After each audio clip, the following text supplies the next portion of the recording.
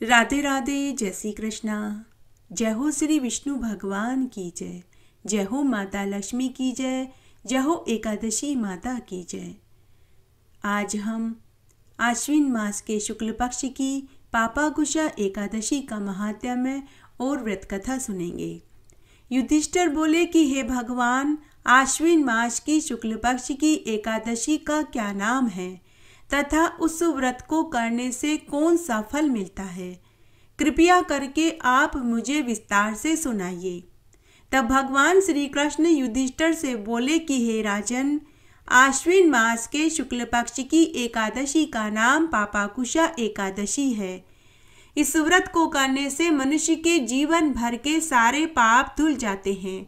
एकादशी के दिन मनवांछित फल की प्राप्ति के लिए विष्णु भगवान की पूजा करनी चाहिए।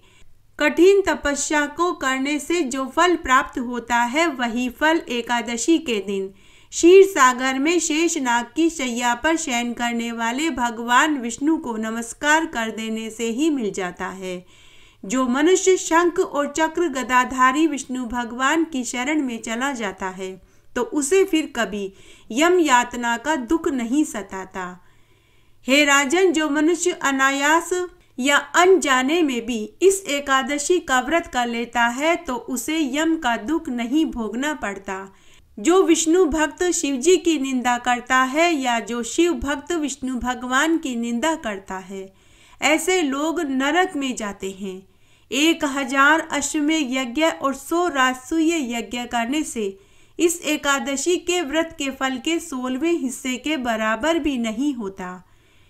अर्थात एकादशी व्रत के समान संसार में अन्य कोई दूसरा व्रत हो ही नहीं सकता।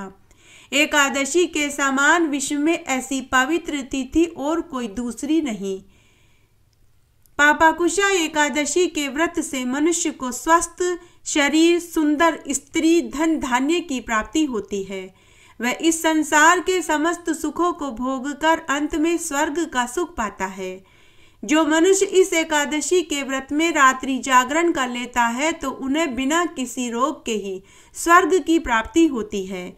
जो मनुष्य इस एकादशी का व्रत करता है उनके मातृ पक्ष के 10 पुरुष, पितृ पक्ष के 10 पुरुष, स्त्री पक्ष के 10 पुरुष विष्णु रूप धारण करके सुंदर आभूषणों से युक्त होकर, रेशमी कीमती वस्त्र पहनकर, दिव्य शरीर धारण करके गरुड़ पर सवार होकर विष्णु लोक को जाते हैं। हे राजन, जो मनुष्य एकादशी के दिन भूमि, गाय, अन्न, जल, उपनाह, वस्त्र, छत्र आदि का दान करते हैं उन्हें यमराज के दर्शन नहीं होते। दरिद्री मनुष्य को यथाशक्ति कुछ दान देकर कुछ पुण्य अवश्य ही पैदा करना चाहिए। जो मनुष्य अपने जीवन काल में तालाब, बगीचा, धर्मशाला, प्याऊ, अन्न क्षेत्र बनवाते हैं उन्हें यम के दुख नहीं देखने पड़ते। वह मनुष्य इस लोक में स्वस्थ, दीर्घायु, कंचन जैसी काया वाला होते हैं और धन धान्य से पूर्ण होकर समस्त सुखों को भोगते हैं और अंत में स्वर्गलोक को जाते हैं। भगवान कृष्ण युधिष्ठिर से आगे बोले कि हे राजन, इन सब का एक ही सार है कि जो मनुष्य धर्म करते हैं उन्हें सुख और जो अधर्मी है उन्हें दुर्गति भोगनी ही पड़ती है। तब युधिष्ठिर ने भगवान श्री कृष्ण से पापाकुशा एकादशी की कथा सुनने के लिए कहा। युधिष्ठिर ने कहा कि हे भगवान, अब आप मुझे पापाकुशा एकादशी की कथा सुनाइए। तब भगवान श्री कृष्ण ने युधिष्ठिर को पापाकुशा एकादशी की कथा सुनाई। वह इस तरह है। प्राचीन काल में एक समय विंध्याचल पर्वत पर एक महाक्रूर बहेलिया रहता था, जिसका कर्म के अनुसार ही नाम भी क्रोधन था। उसने अपना सारा जीवन हिंसा, लूटपाट, मिथ्या भाषण, मद्यपान करने, वेश्यागमन में ही व्यतीत कर दिया। तब यमराज ने उसके अंतिम समय से एक दिन पूर्व अपने दूतों को उसे लाने के लिए भेजा।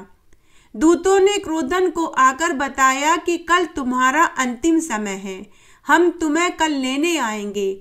मृत्यु के भय से क्रोधन अंगिरा ऋषि के आश्रम में गया। उसने अंगिरा ऋषि को अपना पूरा सच कह सुनाया। बहेलिये ने अंगिरा ऋषि से कहा कि हे ऋषिवर, मैंने अपना पूरा जीवन हिंसा, लूटपाट, मिथ्या भाषण, शराब पीने, मदिरा का सेवन करने, वेश्यावृत्ति में ही व्यतीत कर दिया। हे मुनिवर, आप कोई ऐसा उपाय बताइए ताकि मरने से पहले मैं अपने कुछ पापों को धो सकूं। ऐसा कहकर बहेलिया रोने लगा। तब अंगिरा ऋषि को बहेलिये के सत्य वचन और उसके रोने पर उन्हें दया आ गई। अंगिरा ऋषि ने बहेलिये से कहा कि हे वत्स, तुम्हारे भाग्य से कल आश्विन मास के शुक्ल पक्षी की पापाकुशा एकादशी है। तुम पापाकुशा एकादशी का उपवास करो, विष्णु भगवान की सेवा करो और रात्रि जागरण में समय बिताओ। तब बहेलिये ने अंगिरा ऋषि से एकादशी के व्रत की पूरी विधि जानी। पूरी विधि जानने के बाद बहेलिये ने अंगिरा ऋषि को प्रणाम किया और घर आ गया। घर आकर उसने पूरे विधि विधान से पापाकुशा एकादशी का उपवास किया, विष्णु भगवान की सेवा करी और एक मंदिर में जाकर रात्रि जागरण में समय बिताया। तब भगवान विष्णु की कृपा से और एकादशी व्रत के करने से उसके जीवन भर के सारे पाप धुल गए। मरने के बाद उसे सद्गति प्राप्त हो गई और उसे विष्णु लोक मिला। हे ग्यारस माता, जैसे आपने क्रोधन को एकादशी के व्रत का फल दिया और मरने पर उसे विष्णु लोक प्रदान किया, वैसे हमें भी देना। कहानी कहने वाले को, सुनने वाले को और हुक्कारा भरने वाले को धन्यवाद।